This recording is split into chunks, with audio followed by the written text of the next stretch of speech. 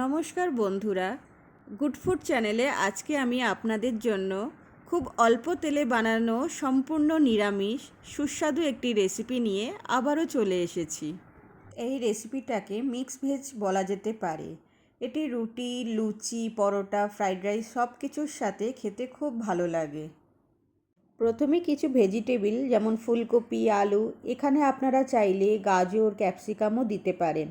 আমি এখানে ফুলকপি, আলু, মটরশুঁটি আর পনির দিয়ে এটা বানাবো।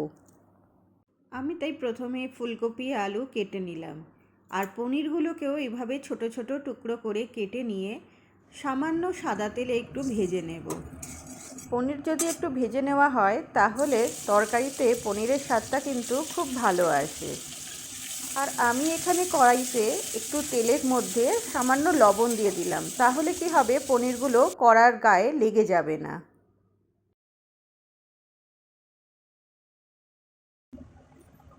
পনিরগুলো ভেজে নেবার পর কড়াতে আরেকটু সামান্য সাদা তেল দিয়ে তাতে খুব সামান্য পরিমাণ সাদা জিরে, কালো জিরে আর মেথি ফোড়ন দিয়ে দিলাম। এরপর এতে জুলিয়ান কাট করা আদা কুচি ও একটা বড় সাইজের টমেটো কুচি দিয়ে একটু নেড়েচেড়ে নিয়ে কেটে রাখা ওই আলু, ফুলকপি আর মটরশুঁটিগুলো দিয়ে দিলাম। এবার এই সবজিগুলোতে একটু নুন ও হলুদ দিয়ে ভালোভাবে ঢাকা চাপা দিয়ে দিয়ে ভেজে নিতে হবে। এতে কি হবে, সবজিগুলো একটু নরম হয়ে আসবে। এবার সবজিগুলো একটু নরম হয়ে এলে পরিমাণ মতো red chili powder, Kashmiri chili powder, ধনে গুঁড়ো, জিরে গুঁড়ো, সামান্য চিনি ও একটু জল দিয়ে আরেকটু ভালোভাবে মশলাগুলোকে কষিয়ে নিলাম। মশলাগুলো যাতে পুড়ে না যায় তার জন্য আমি এখানে একটু সামান্য জল দিলাম।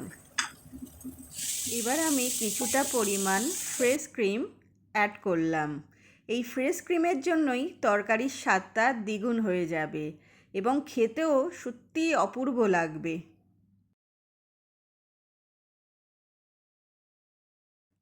সবজিগুলোর সাথে ফ্রেশ ক্রিম ভালোভাবে মিশিয়ে নিয়ে এবার ভেজে রাখা পনিরের টুকরোগুলো আমি দিয়ে দিলাম। তরকারি থেকে যখন তেল ছেড়ে আসবে তখন সামান্য পরিমাণ কসুরি মেথি অথবা ফ্রেশ মেথি শাক সামান্য পরিমাণ দিলে, এখানে মেথি শাকের জন্যও কিন্তু তরকারির টেস্টটা আরও বেশি এনহ্যান্স হবে, দিয়ে সামান্য একটু গরম মশলা ছড়িয়ে নেড়ে চেড়ে নিলেই এই মিক্সড ভেজ তরকারিটা সম্পূর্ণ তৈরি হয়ে যাবে। আজকে আমি এই তরকারিটা পরোটার সাথে সার্ভ করছি। আপনারা যেটা পছন্দ করবেন সেটার সাথেই তরকারিটা সার্ভ করতে পারেন। আর আপনাদের যদি এই রেসিপিটা ভালো লেগে থাকে তাহলে কমেন্ট বক্সে অবশ্যই আমাকে জানাতে ভুলবেন না কিন্তু। আর আপনাদের যদি আমার এই রেসিপিগুলো ভালো লেগে থাকে তাহলে অবশ্যই একটা লাইক আর শেয়ার করবেন।